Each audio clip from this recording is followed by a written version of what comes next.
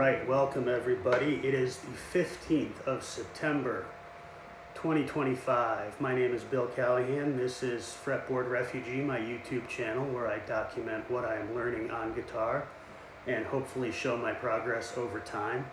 Something I like to look back on as a memory of what I was working on and sort of benchmark of how I sounded on any given time and place in my journey.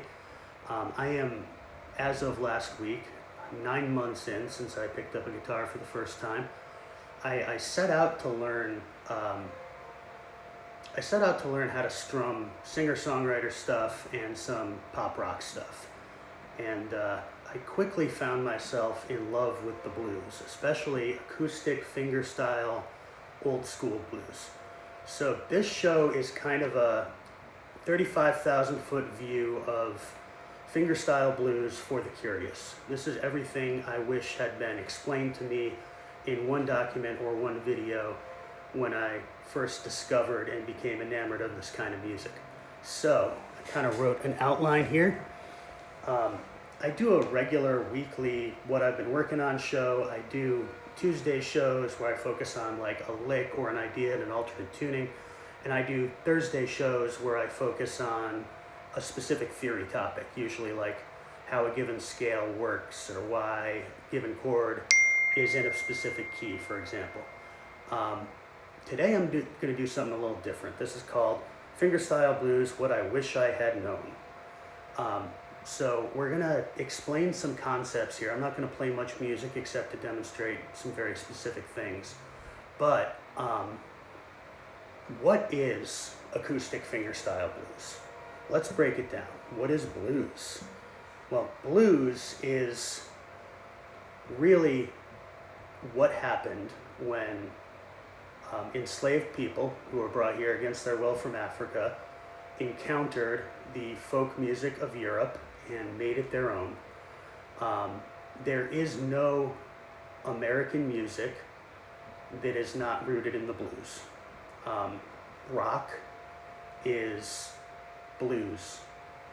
Country music is blues. Bluegrass even is a fusion of old-time music and blues. What makes the blues the blues? Well, that's a pretty open-ended question. There's different ways of talking about that. There's a historical and ethnographic sense in which blues is the folk music of African Americans, or the root or the mainline tradition of folk music of African Americans. There's a socio-political way of talking about it. What's defined as blues at any given time depends on who's writing the story and what kind of message they want to send. For example, when white and black people were playing pretty much the same music, but segregation and racism were dominant forces in our culture, which arguably they still are in some ways, but I'm talking about legal, institutional, brutal segregation. You had people playing some of the same folk songs, and when a white person would play them, it would just be called music or country music or folk music, and when a black person would play them, it would be called blues, and people would be scared of it. As rock and roll became the new threatening kind of music, some of the white artists playing it were categorized as blues because by then it was less threatening. If you look at Stevie Ray Vaughan and Jimi Hendrix, two players who had very similar styles, very similar instruments, very similar techniques, by then blues was considered folksy and less threatening than rock. So Jimi Hendrix was vilified as rock, whereas Stevie Ray Vaughan was lionized as blues. So it's an inexact science defining the blues. But what are the actual musical characteristics of blues? Well, there's different song structure things that define the blues. There's what's called the 12-bar blues. That's usually a progression between a one chord. In this case, will be in the key of E. So our one chord will be E7.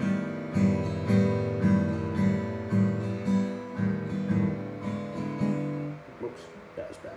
Okay, E7.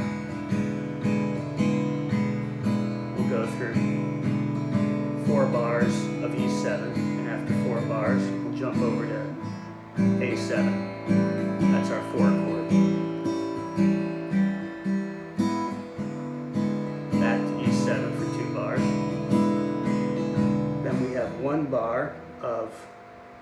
our 5 chord, in this case B7, then 1 bar A7, then we're back to E7 for either 1 bar and then a turnaround, or for 2 bars, and then it repeats. And that is the classic 12-bar blues format.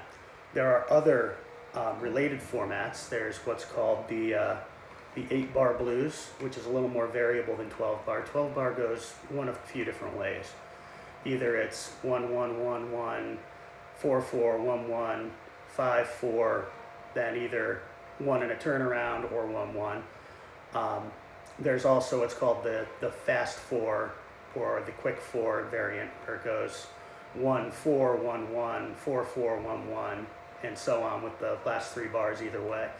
But 8-bar blues is a lot more variable. It's not nearly as strict of a style. In terms of scales, blues is often makes use of the 7 chords, which are neither major nor minor. So you have your E major, E minor, and then you have E7, which kind of goes with either one. So blues make a lot of use of the 7th chord.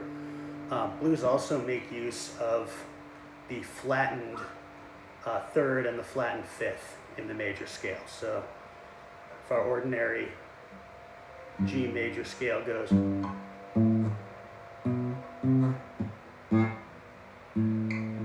oops, we do that again.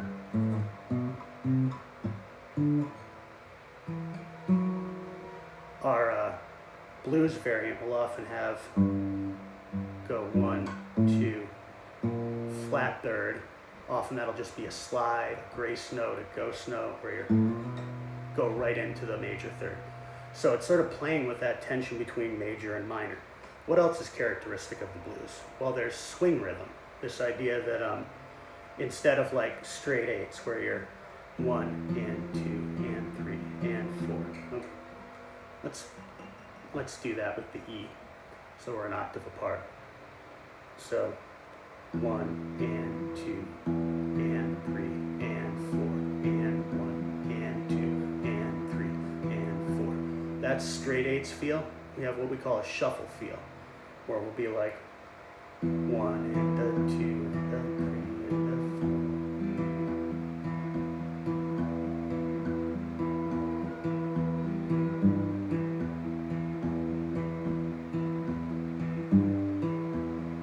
So that might still technically be written as 4/4 time. It's still an 8th note and a quarter note tension, but what you do, instead of counting 1 and 2 and 3, you're 1 and a 2 and a 3, and you're on the instead of the and. So it's immediately before the next beat. It creates this kind of jagged, shuffly feel, which is why it's called a shuffle. Now, blues can be chordal. You can actually play your, let's say you're in A. This can actually be your 1 chord. You can actually play your A7. Or you can do a kind of shuffle riff where you're implying the chord.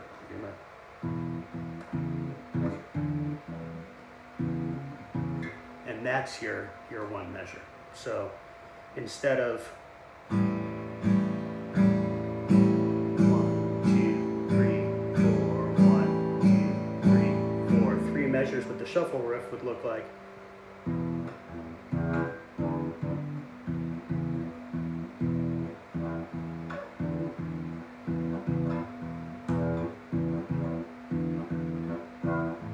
And so on. There's things like the rumba rhythm, which is loosely related to the Brazilian musical form rumba, but it has its own implication in the blues, that it's this kind of feel.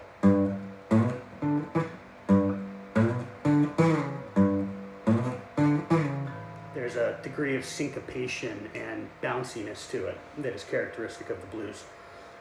So it's an inexact science saying what is and isn't the blues, but there are things that are distinct markers of the blues and bluesiness. There's also adjacent genres that people who play fingerstyle blues will also play. Things like ragtime, kind of archaic forms like the cakewalk, the things that are also rooted in the African American musical tradition but aren't necessarily traditional blues. So that's the blues. What about fingerstyle? What does that even mean? Well, it means a lot of different things. And this was a hard thing for me to suss out as an outsider when I started learning guitar like 9 months ago. So fingerstyle, first of all, we're distinguished from strumming with a pick or a plectrum. So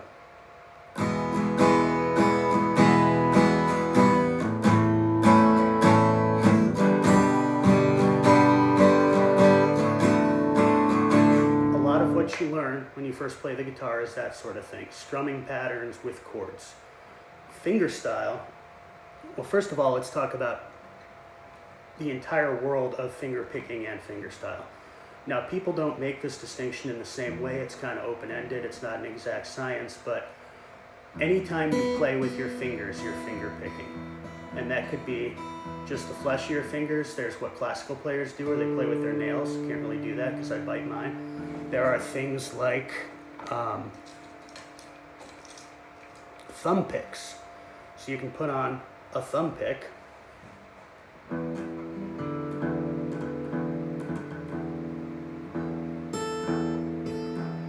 you can pick with your thumb, and that's still technically within finger picking, fingerstyle. There's also finger picks, and I don't have one handy, but oh, here's one. Where you would put, oh, I thought I found one. But here we go. You would put one of these metal things on your index finger and your middle finger, and you'd kind of attack the string with that, which I'm not used to, but people who are used to it can get a much sharper and more distinct articulate sound out of the guitar that way. But anytime you're playing with your fingers, that's finger picking. Fingerstyle usually refers to something much more specific, actually a family of things more specific. There's what's called accompaniment fingerstyle. And if you listen to a song like Landslide by Fleetwood Mac, what's happening there is a chord is being fingered. Let's say we're doing an E minor, and the fingers pick strings in a certain sequence or pattern, and people call these patterns, and they spend time learning patterns. So let's say you're doing eighth notes. So that might be, for an E minor, might be 1 and 2 and 1. So that might be, sorry, get 3 fingers on there.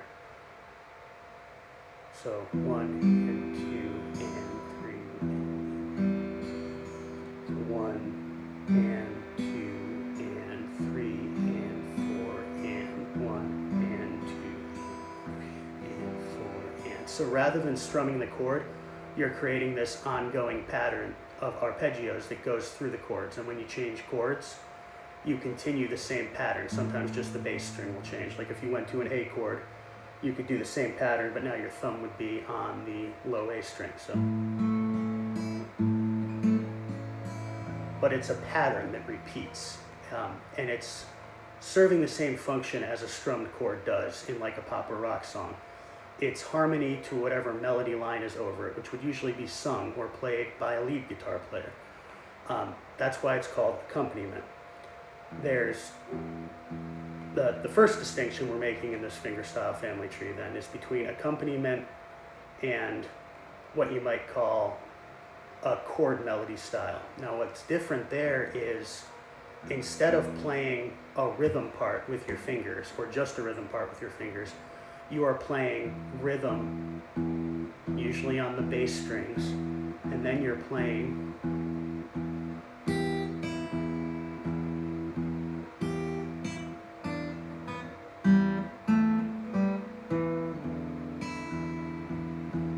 a melody that goes over that. Now that was simple. That was just a pentatonic kind of walk down in E. But it can get very complex. There's also what you might term modern fingerstyle. And there's players who are just brilliant and amazing, who get incredible sounds out of their guitar. And they do things like tapping, which I can't even do, but they're tapping on the strings rather than picking them to get different sounds out of them. They're using harmonics, which I also don't understand. They're using percussive hits on the body of their guitar. They're using muted strings. They're doing incredible things that are beautiful, but are not what I'm talking about when I'm talking about fingerstyle blues. Fingerstyle blues, we're generally talking about music played on an acoustic guitar that is not strictly not accompaniment, because there are people like Mississippi John Hurt who sing over their fingerstyle blues. In fact, most of the old artists sang, so they were doing accompaniment, but they were also carrying both a lead guitar line usually on the treble strings, and a bass line on the bass strings. So we're talking about blues that is played mostly without a pick, with the fingers, or with a thumb pick and finger picks, it varies. And we're talking about something that has more than one part if you're picturing a pop band. So rather than just playing arpeggios in lieu of chords, you're playing a bass line, you're playing a melody over that. Sometimes you're playing chords around that. You are, in essence, a one-man band. And you may also be singing. Now, there are patterns you can use in fingerstyle blues. There's a lot of songs where the same thing will happen over and over again, but it's not in lieu of a chord. It's like a chord and melody happening at the same time. And you can sing over it, so it's not that it can't be accompaniment, it's just that it's not just accompaniment. Let's see. Now, within that tradition, there are two broad families of how the bass and the melody interact. We can call, in the Texas blues tradition, it's usually called a dead thumb bass, or in some traditions it's called a steady thumb bass. And what that looks like is there's, for any given measure, there is one dominant bass note. That doesn't mean that when you change chords, like let's say you're going from an E passage to an A passage, that steady thumb will move from the E string to the A string. Or you might be playing a G on the E string. And there might be passages where that thumb moves or changes strings or changes notes. But within any given chord, you're mostly playing the bass note of that chord. That's what makes it a steady thumb bass. That is distinguished from what is generally called alternate thumb bass, or more specifically Travis picking, after Merle Travis. Merle Travis is a guy who popularized this technique in country folk, although he, by his own admission, learned it from a bunch of different African American players. So it's kind of named after the white guy who popularized it, but he did not invent it. Let's make that clear. No disrespect to Merle Travis, but I feel the need to acknowledge repeatedly in this conversation that all American music is fundamentally, at its root, black music, African American music, rooted in the rhythmic and tonal traditions of Africa, and combined with the instruments and with the traditions and with the theory of European folk music. So we're almost gotten to the point where we've defined fingerstyle blues. But back to Travis picking. Travis picking involves going between two different strings to establish a bass. And this is a simple example. We're going between the unfretted G string, so G on the open G string, a fretted G on the E string. So they're an octave apart, but they're the same note. Still an alternate thumb bass. And it gets more complex than that too. There's times when you'll be, let's say we have a C chord.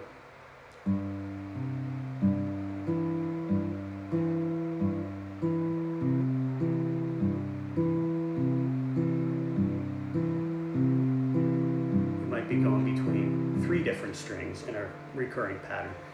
And again, you might be on three different strings in steady thumb style too, but within one chord, within one voicing, you're going between three strings. That's what makes it alternate thumb. So that's Travis picking. Those are your two basic categories of how you can do bass and melody interacting in fingerstyle blues.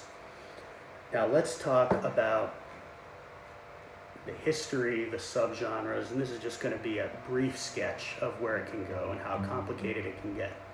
My favorite artist, and according to Kyle Orla, who we'll talk about in a few minutes, the best artist to get started with if you want to get into this kind of music is Mississippi John Hurt. Mississippi John Hurt is, I like to think of him as the Bob Ross of the blues, because he is such a, you can hear in his voice, you can hear in his songs, any recording of him, I highly recommend listening to him. He seems like such a gentle and kind man. He just radiates this positivity, even when he's singing the blues. Spike Driver Blues is probably his most iconic song. And I'm just going to kind of go through a bit of a simplified arrangement of this tune.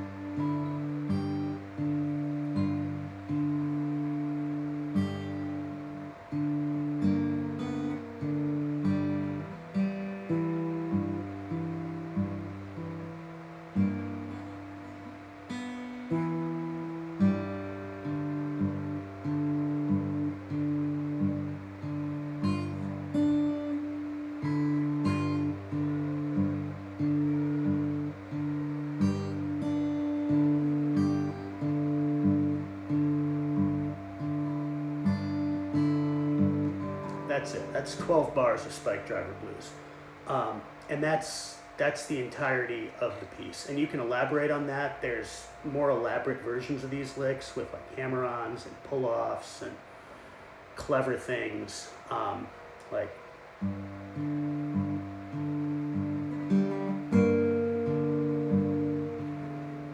You can elaborate on it, but that's it. You got 12 bars.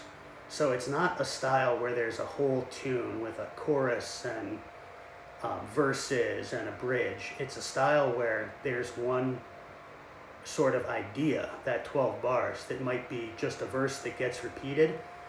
There might be a verse and then like a vamp just on one of the chords. And then another verse, there might be a shout chorus, something where you're kind of like suddenly hitting, and then it goes back into a verse. It sort of serves the same function that like horns would have served in big band jazz. These things can be combined in different ways, which brings us to another characteristic. It's a very much a tradition where people borrow from one another, where the same tune will be passed around and elaborated on in different ways. There's tunes that there exist recordings in drastically different keys and tuning that are still recognizably the same tune. There's tunes where there might be a steady thumb version out of Texas and an alternating thumb version out of Mississippi. These things are passed back and forth, and it's not much like the idea of like sampling in electronic music and hip hop.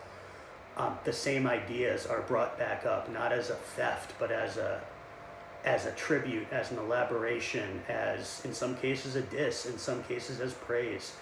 You see the same thing in jazz. It's a very iterative form of music where the same things are explored and elaborated on and simplified and recomplexified and decomplexified and moved into a different key and maybe played years later on an electric in a different way. There's different subgenres too, like Texas blues. Lightning Hopkins is going to be heavily based on a steady thumb groove. This kind of thing.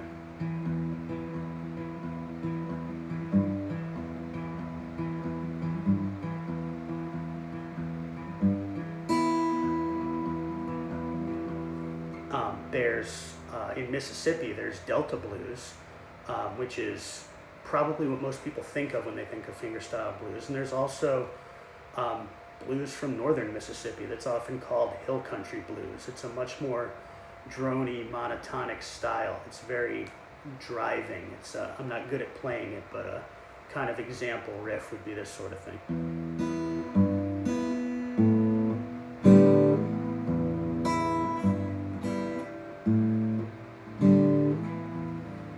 That'll just happen really fast. over and over again, and that'll be the basis of the song, and then there'll be elaborations. What else? There's styles that I can't necessarily articulate what makes them them. There's like Piedmont blues and Delta blues, and how they're different is beyond my current level of understanding. There's also the issue of the slide. A lot of Delta blues in particular makes use of the bottleneck or the slide to create these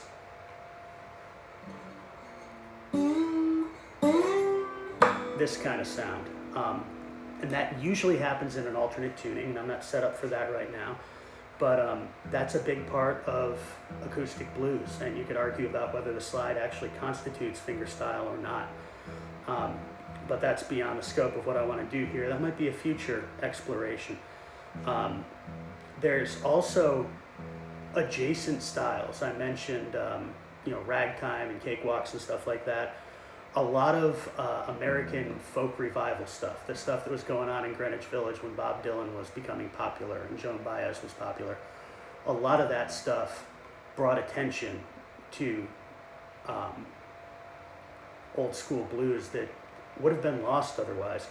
Mississippi John Hurt kind of recorded some stuff and then went on with his life, and then all these white guys in Greenwich Village discovered his music and made this big search for him and found him and gave him a nice guitar and recorded him and brought him on tour. There's this whole time when America became aware of its musical history and embraced it. And out of that, you had a revival of that kind of music. You had a popularization of blues again, that people were now innovating on the electric guitar. You had a bunch of purists who were, white guys who maybe had no business playing the blues, but rejected the current blues as too electric and went back to the roots. And you had what's called American primitive guitar, your John Fahey, stuff like that. Guys making these fingerstyle blues-inspired arrangements of traditional spirituals and folk songs. There's a huge overlap between guys who play fingerstyle blues and guys who play folk and ragtime and all these different styles. It's a very cool world. Alternate tunings are also a huge part of this tradition. Mainly we're going to be talking about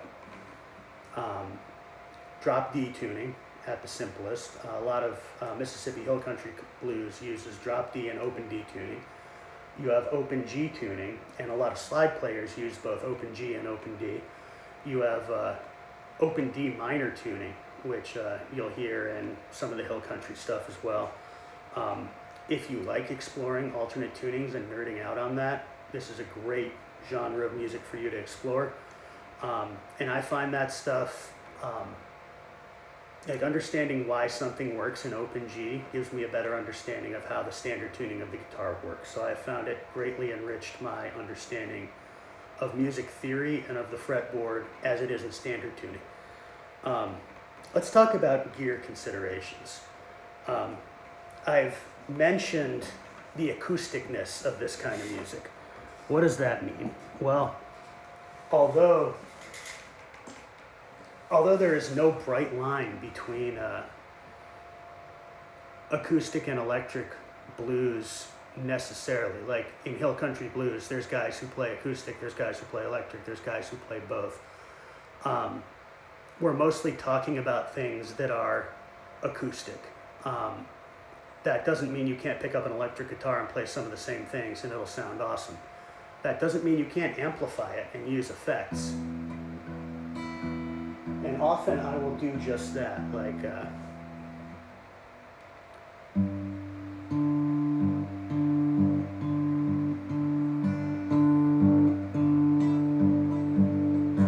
when you're practicing this stuff, it can be interesting to throw a little distortion on, a little echo. Let me just make it weird for a second.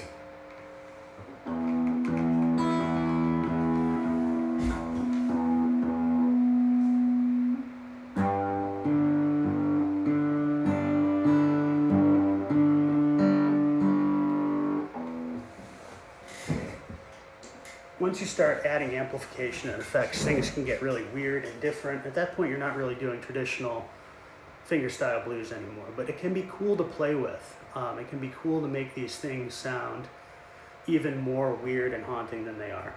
But for the most part, we are talking about unamplified acoustic guitar, and an important part of that is tone. What am I talking about? I'm talking about palm muting and the contrast between bass and treble. So, just a steady thumb, unmuted E. It's got some echo to it. We're not amplified here. What a lot of these guys would do is dig into that string really hard and mute it with their palm at the same time. So you end up with a very thumpy percussive tone. It still has a note, it's still an E, it still has pitch. But the contrast between that and your treble strings make that feel more like a drum beat and less like a guitar note. Palm muting is something I'm still really working on mastering. Let's talk about the guitars themselves. There's really no rule about what you can and can't play as a fingerstyle blues guitar. A lot of the historic greats played on these very cheap laminate, almost plywood guitars. Grab this particular line of guitars, the Jim Dandy by Gretsch. Let me get this in tune while I talk. Is marketed towards people who want to play fingerstyle blues, because a lot of those guys who actually invented this music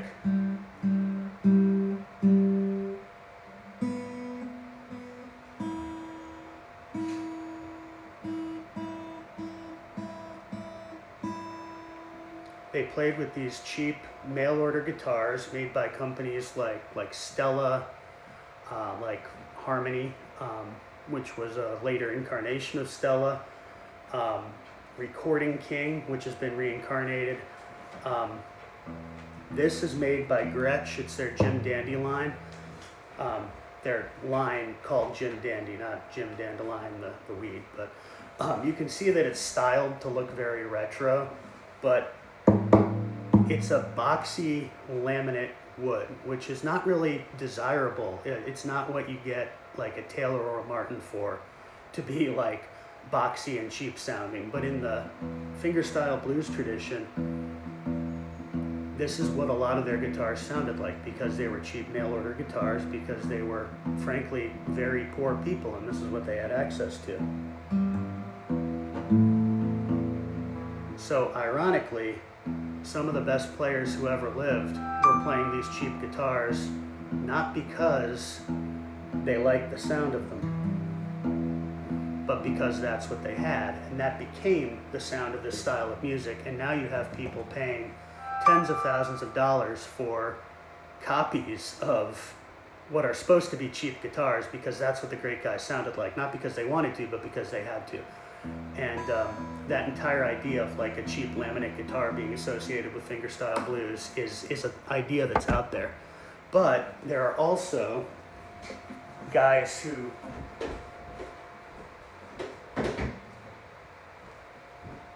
spend a great deal of money on vintage Martins and Gibsons, very expensive guitars, very well-made guitars, because they're kind of the Cadillac experience of fingerpicking. Now this is my favorite guitar for fingerstyle. This is a Ibanez AC 240 OPN, I believe the model number is. I don't think it is currently in production, but this is a good example of what a characteristic fingerstyle guitar looks like. Let's talk about the different variables there. For one thing, body size. You can play fingerstyle blues on a dreadnought, a jumbo, a parlor, whatever. But for the most part, people prefer smaller body guitars. So this is a grand concert, which would be I believe a double O in Martin terms. And that's about par for the course for fingerstyle blues. The reason for that is the bass is less boomy and overwhelming, so it's easier to create that percussive thump.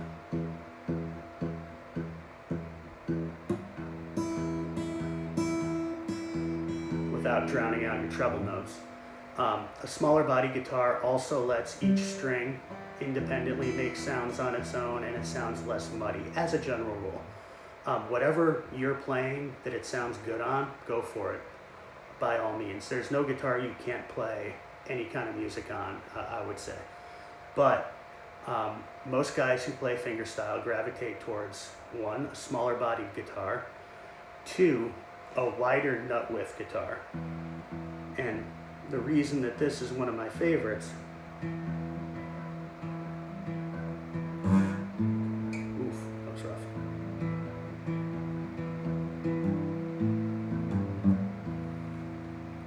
The reason this is one of my favorites is I have thick sausage fingers that are not too long but are very thick and wide. And this is a 1 13/16 nut. The average acoustic guitar for sale is going to be 1 11/16, which is perfectly fine to play on, but I often have trouble not muting adjacent strings on a guitar that small, or on a nut that narrow. The average guitar sold as a fingerstyle guitar or sought after as a fingerstyle guitar is going to be 1 3/4. This is 1 notch bigger than that even, which occasionally can be an obstacle. Like sometimes when I'm doing like a C chord kind of, I can get in a little trouble because it's hard to reach width-wise. When I'm doing a G7, it can be a little tricky to reach, but that's something you can work on. That's something you can stretch up to in most cases. It's easier to stretch wider than it is to be clear narrower, for me at least, at this phase of my development. So, second criteria, a wide or a wider than average nut, depending on your hand size. And this guitar, again, meets those criteria. Third criteria, most people, if they're playing in standard tuning, if they're playing fingerstyle blues, prefer a shorter scale. Now, scale lengths on guitars range from, I think, on guitars that aren't travel guitars or tenor guitars or something fancy, or baritone guitars at the other extreme, you're talking something between 24 inches at the bottom to the high 25s on the top. Like a standard Fender electric, you're looking at, I think, 25.5-ish. Standard Gibson scale length for an electric, like a Les Paul, you're looking at like 24 3/4. I don't remember exactly what this is, but this is in the 24. So it gives you a little more slack in the strings to play with, which makes it easier to bend, which is normally challenging to do on a standard acoustic guitar that's set up like a normal acoustic guitar. This is a shorter than average scale. I love the way the strings feel. In terms of string selection, it's going to be easier for the most part to play smaller strings. These are 10s on here, and these happen to be the Ernie Ball Bell Bronze. They're kind of supposed to be retro sounding. I like them a lot. I've also had good luck with the Martin Retros, the Monel strings. Like those a lot, but there is no wrong string. I would just advise you to have a string that is not too noisy when you slide. Like I have had some cheap strings that when you slide it sounds like nails on a chalkboard, and the blues make a lot of use of slides and bends, so strings that feel good on your fingers are a must. Tone woods, that's the other criteria. Now most guitars I mean, most guitars, period, the main stretch of guitars in the world, they're going to have, more than anything else, a spruce top, which is a soft wood. It's very resonant. It has a good upper register to it. And I'd say fingerstyle players are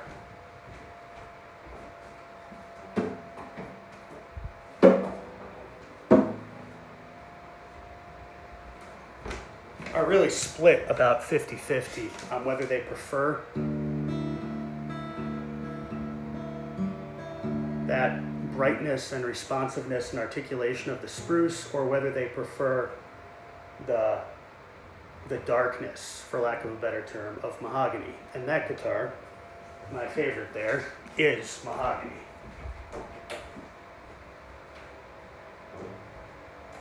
Now, it's generally pretty agreed upon that you want mahogany backing sides over rosewood backing sides, because rosewood has more overtones. And what you're going for in this style is a strong fundamental tone. Now, in layman's terms, that means that the note you play is a greater percentage of the note you hear than an overtone. Like if you're playing, let's say, a very lightly built, let's say you have a spruce top and rosewood backing sides, you're going to have more overtones. You're going to have strings vibrating sympathetically, and you're going to get these very cool sounds that are beautiful. Like picture a very nice Taylor guitar with a spruce top. These beautiful bright overtones, this musical like jangle that's just amazing. It's a great sound, but it's not really the sound that people are going for in fingerstyle blues.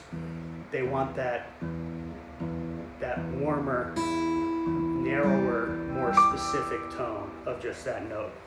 And even a little less sustained, because it's an inherently percussive kind of music. So you want something with less sustain, less overtones.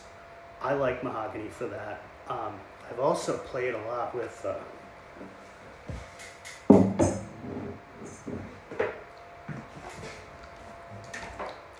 this guitar has a solid cedar top, which is interesting because that gives you a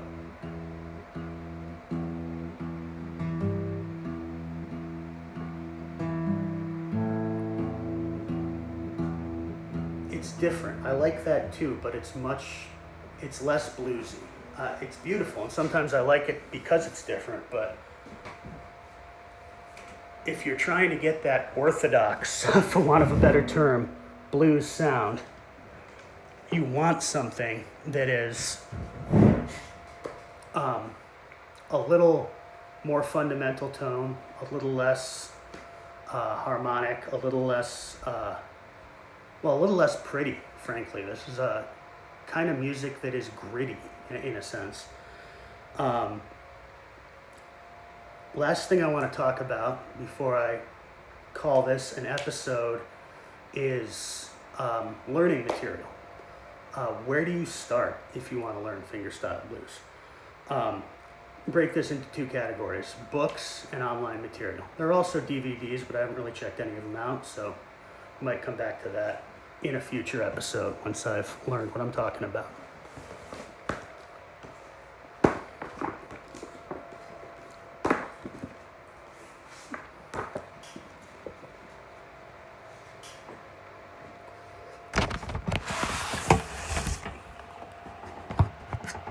All right, in terms of books and authors, the names that are going to come up mostly here are David Hamburger. This is the acoustic guitar fingerstyle method. This is a pretty damn good one-stop shop for getting into this kind of music. He's got a little folk and jazz and other folky things that are blues adjacent in here. But he is one of the foremost teachers of this kind of music. He's going to come up again when I talk about online resources because he's one of the greats. But this is a book you should own. I think it's non-negotiable. Get it, try to get it with a CD or online audio, depending on when and where you buy it. There's going to be choices there.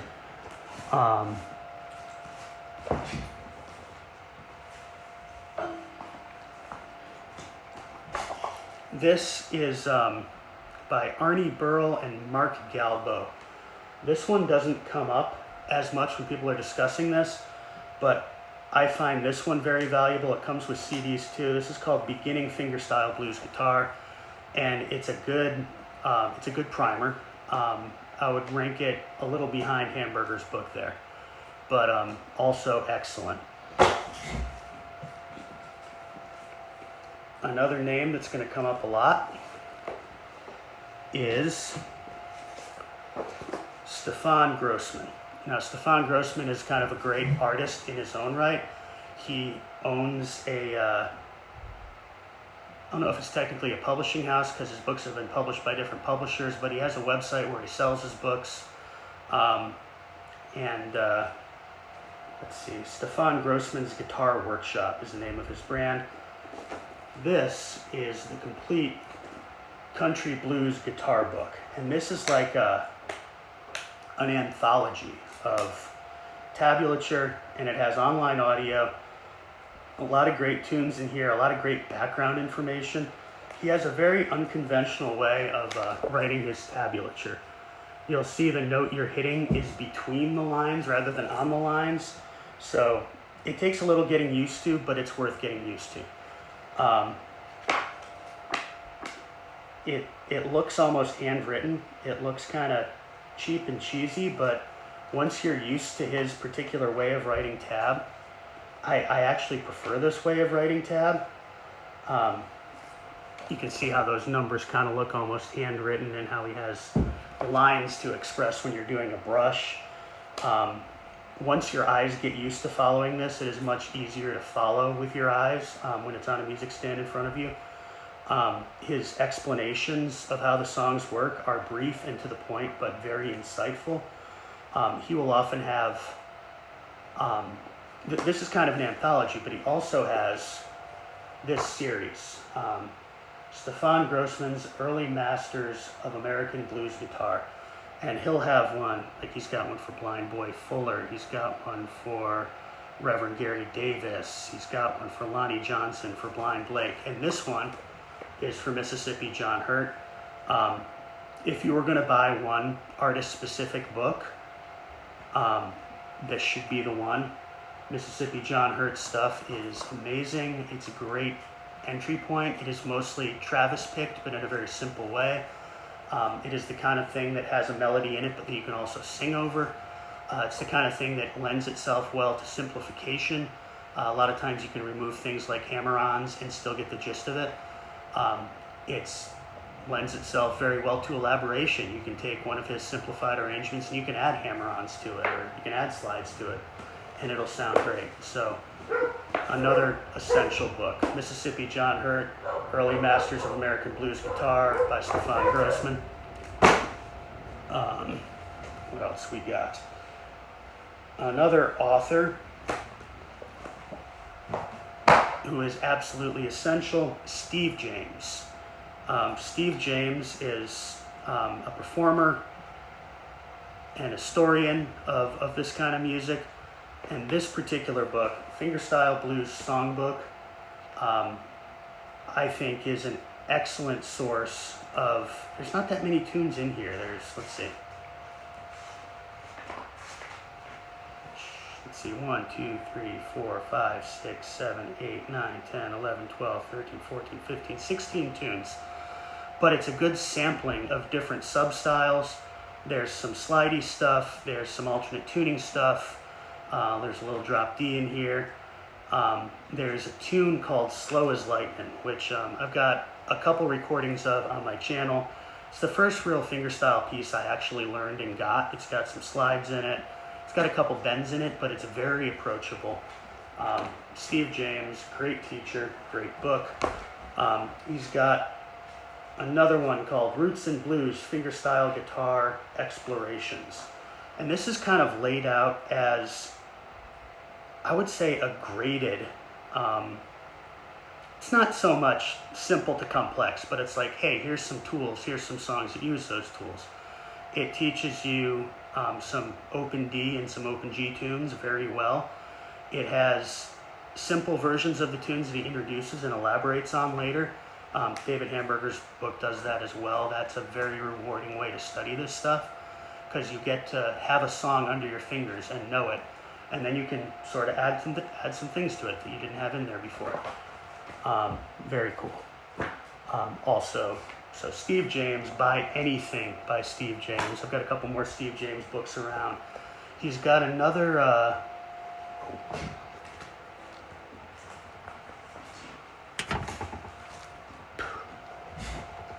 Roots and Blues Fingerstyle Guitar. Another good survey book that if you're going to buy one to have a bunch of different tunes in it, I would call that essential too. I think we're up to 5 essential books. Play the Blues Like by Pete Madsen. Same publisher that publishes most of Steve James stuff. It's Acoustic Guitar Magazine, which publishes some great material. This is primarily concerned with alternate tunings, and what's interesting about it is it's broken up by artist. So there's like a getting started chapter where it just goes over what some scales and some voicings look like in the different tunings.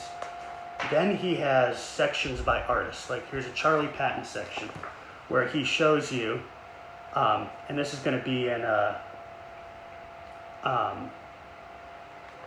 open G tuning. He shows you some licks, some basic voicings, and then he builds on them with more and more complex examples until you're playing a whole Charlie Patton song. And he's got a chapter for Elizabeth Cotten, who's often thought of as more folk, Memphis Minnie, who's amazing, Son House, Tampa Red, Skip James, Nehemiah James is his actual name, but he goes by Skip, amazing artist. Some contemporary artists like Alvin Youngblood Hart, who's making music now, Kelly Jo Phelps, who's making music now, Jimmy Page, who's more in the rock tradition but uses blues techniques and open G tuning. So alternate tuning wise, this book is essential. If you're going to play slide,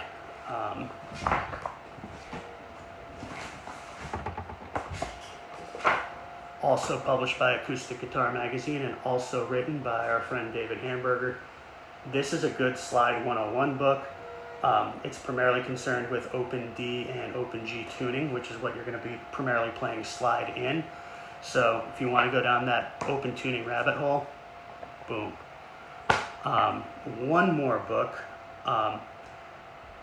This is The Complete Blues and Ragtime Guitar Player by Russ Shipton.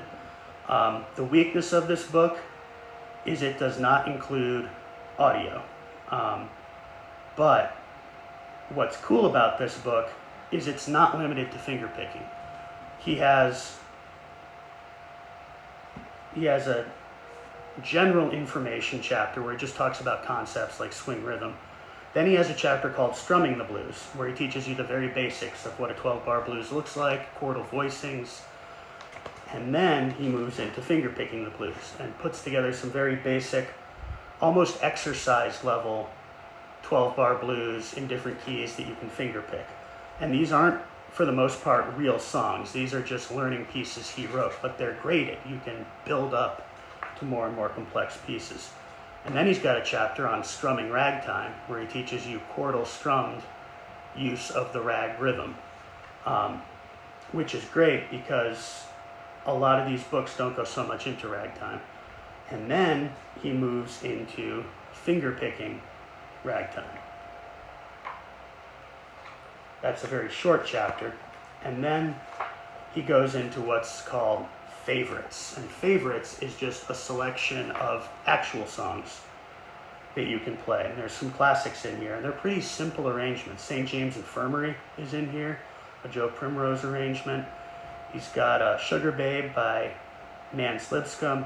He's got Steamroller by James Taylor. So things that use blues techniques that aren't even blues songs are in here. So this is another essential, I would say. Last thing to cover, online and multimedia materials. Your my main guitar learning source right now is called Tony's Acoustic Challenge, and it is a subscription site that every week goes over a song for the most part. And the way it works is Monday, there's a technique exercise. Like it might be focused on a set of hammer-on licks that are related to each other. And he sort of walks you through how it goes, and then there's like a track that you play along with. And Tuesday, there's a guitar lick, and it'll be a guitar lick that uses something you learned on Monday to play a song that you're going to be able to approach by the end of the week. Wednesday is improvisation day, in which he'll teach you a specific scale variant that's relative to that song. And then you will practice, after practicing the scale with the backing track, you will practice soloing over the backing track with the scale. Thursday is rhythm guitar day. Usually you learn the chord progression of the song that you're working on that week. And Friday is, I think, chord transition day, which you'll do things like bass walks from one chord to another. Tony is a damn good teacher. I think it's the best if you're going to subscribe to one guitar thing. Even though it's not focused on fingerstyle blues, he does a lot of fingerstyle, he does a lot of blues, he does a lot of other stuff too, but I think if there's just one thing you're going to subscribe to and pay money for, Tony's Acoustic Challenge is worth it. He really likes roots, folk, fingerstyle, blues, country, all that stuff, but a lot of it is applicable to what we're talking about here. And there's a disproportionate amount of fingerstyle blues represented. I think he is the best teacher out there in terms of general guitar knowledge. I think if you picked up a guitar yesterday, you would benefit from joining Tony's Acoustic Challenge and using it as your primary source of information. More specialized, Kyle Orla is on YouTube as KO Stringworks, and he has a Patreon, I think is also called KO Stringworks, where he does a lot, mostly blues and mostly fingerstyle, but also some strummed ragtime, strummed folk, fingerstyle folk. He has put out simplified arrangements and play-along tracks for a number of Mississippi John Hurt tunes. I love his teaching style. His teaching style is much more hands-off than some of the others I'm going to mention. But he lets you figure stuff out, and he gives you stuff to listen to. If you're the kind of guy who likes figuring stuff out by ear, and you want to specialize in this kind of music, his Patreon is it's a no-brainer. I mean, $10 a month, you get access to most of his material, and he puts out usually a song he's going to focus on for his Patreon members every month. This month it's going to be St. James Infirmary, which I'm fired up about. And what he has put out so far is like Snooks Eaglin, I think his name is, his arrangement of St. James Infirmary. He put it out first as just listen to this because it's awesome. Then he put out a simplified play-along chordal video. And I assume he's building towards releasing tab of like a good fingerstyle arrangement. I'm not sure because I'm new to his Patreon, but the last thing he did was Spike Driver Blues, Mississippi John Hurt, and that his way of breaking that down, the breadcrumbs that he scattered throughout the month talking about that, led to huge breakthroughs for me in my understanding of Travis picking, in my understanding of that song, and in my fingerstyle in general. He's brilliant. He's a good teacher. He's a lot less hand-holdy than some of the teachers out there, which appeals to part of my learning style. But the other online source I'm going to mention is our friend who we've mentioned several times, David Hamburger, over at Fretboard Confidential. He has a membership called the Fingerstyle 5. It's $30 a month. I did it for 2 months, and the fact is I wasn't ready for it. The fact is I spent those entire 2 months working on a lesson that he also had available for free on YouTube. So I've stepped back from being a member of that, but that's what I'm aspiring to join again. He does breakdowns of songs in what he calls horizontal 3-step. And what that looks like is he'll have a fundamental version, a basic arrangement of the song that he'll introduce and he'll play and he'll give you tabs for. So if we're talking about Spike Driver Blues,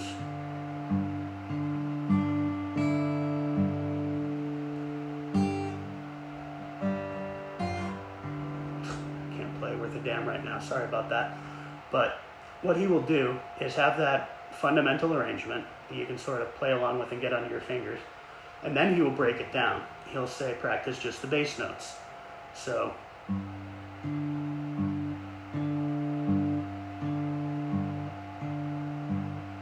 and it seems really simple.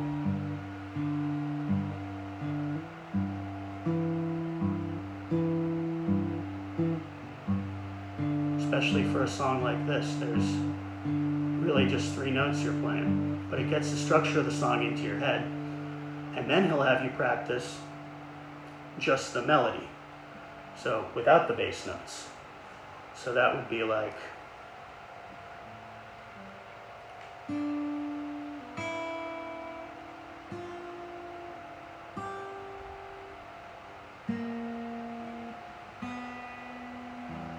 and it seems really simple and it doesn't seem like music, but then he has you combine them a bit at a time. So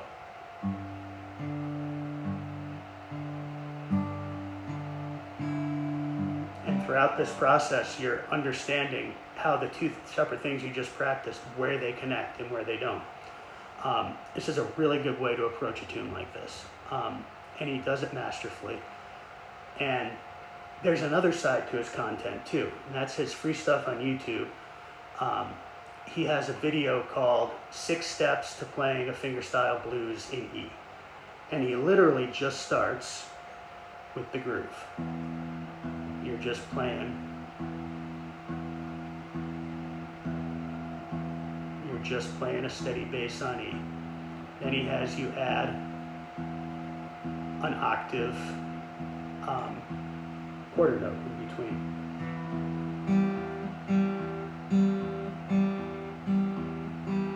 And then he has you move it to more of a shuffle feel.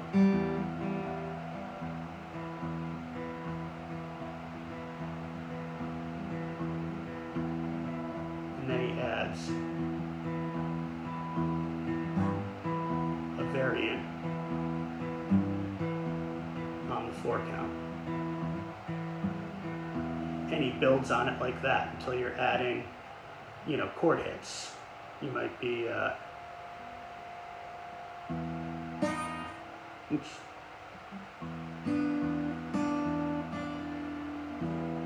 And then he'll have you go through the same process with the,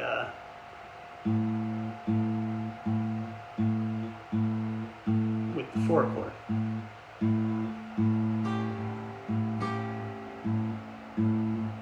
Add licks, and you build up an entire tune this way organically from the ground up, always keeping in mind how these things connect. I do aspire to join his site. It's like $30 a month. It's great instruction, it's great material, and he will break down the fundamental of the tune, just the bass, what that looks like in tab, just the melody, what that looks like in tab. Then he'll do like a vamp that you can use between choruses and what that looks like in tab. And then he'll do like what scales you can use to improvise on that. And he'll talk about how to put it all together. And he'll do that with a different song every month. It's amazing. It's beyond my abilities right now. And I'm not done working through his free material yet. But I think that's the Cadillac of fingerstyle blues instruction. If that's what you want to specialize in and you want everything broken down for you. I think between those 3 resources I mentioned, I mean, if you got an extra $70 a month to drop on this and you got the time to practice, do all 3 of those. If you're just going to pay for one thing and you're new to the guitar, do Tony's Acoustic Challenge. If you're a play-by-ear and figure-it-out kind of player, do Kyle Orla's stuff. If you're a Type A, break everything down into categories, do David Hamburger stuff, Fingerstyle 5 at Fretboard Confidential. If you got the time and money, do all 3.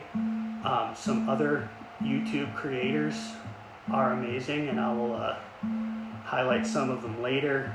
One teacher I'm really enjoying what I can find of her stuff right now is Mamie Minch. She's one of Acoustic Guitar Magazine's featured teachers who pops up periodically in their issues and on their website. You can find some of her stuff on YouTube. She is also great at like laying out a riff and building it from the ground up. Like, we're just going to start with this.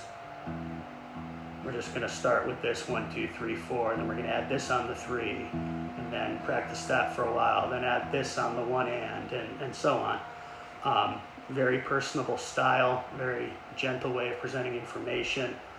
Brilliant player. Check out her albums, they're on Spotify. Song Razorburn Blues, one of the first riffs of hers I've learned, is a really cool song. It's heavily in my rotation. And the other thing you can do to learn this is just listen to the greats. I would recommend Mississippi John Hurt as the most approachable and I don't want to say easy, because this stuff isn't easy, but it's easy to do at different levels. So Mississippi John Hurt, I think, best bang for your listening and playing along buck. I'm going to do further explorations of all these topics in the future, but for now,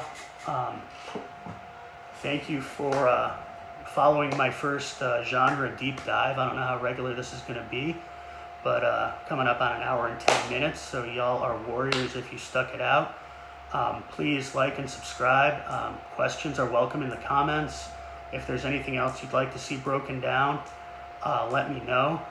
Something I'm going to work on over the next month is trying to get a few songs down well enough that I can play them and elaborate on them over time. I've already got a couple videos. I've got one video of Spike Driver Blues. I'm about to do another one here in the next couple of days, playing it as best as I can all the way through with some elaborations. I've got a few different videos of myself playing Slow as Lightning by Steve James, which is really the first tune I got under my fingers. I'm hoping to get St. James Infirmary under my fingers this month.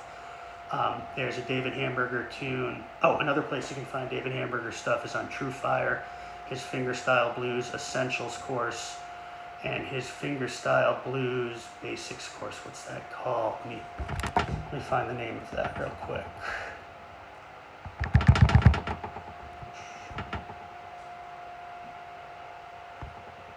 Sorry, bear with me here.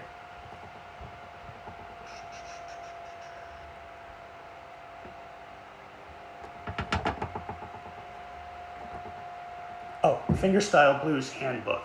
It's not so much full songs as it is little graded teaching pieces. And I think there's like 12 to 20 of them, somewhere in there, which are just very simple things that range from like a lick to a full 12 bars that you can get under your fingers and slow down and speed up. If you have a True Fire membership, that's another great resource. If you're going to pay for a membership, David Hamburger has a lot of stuff on there. It's really good stuff. There's a bunch of other teachers on there who do fingerstyle blues as well, but I think his stuff is the most approachable. To me, it's the most logical and broken down. I can't get enough of it. So thank you for bearing with me. Talk to you later.